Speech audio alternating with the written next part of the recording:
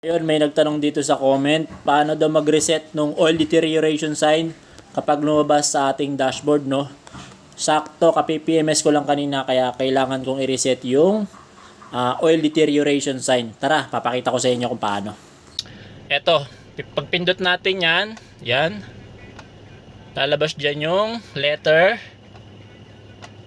A. Ayun, nakita nyo yung letter A? Ayun o, yung letter A guys. Ayun o. Ayan. Pag lumabas na yan, i-hold mo ngayon to. Pag na-hold mo na yan, ayan, hold natin.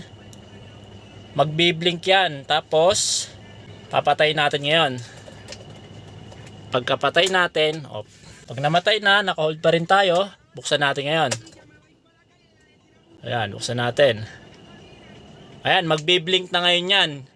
Yung wrench, di ba? Tapos mawawala na yan, di ba? Bitawan na natin. Pagka bitaw, naka-on na yan, ha? Hindi pa naka-start. Naka-on lang, pero nawala na siya. Buksan na natin. Oh. Bukas na. Oh. Wala na. Na-reset na. Ganun lang kadali mag-reset.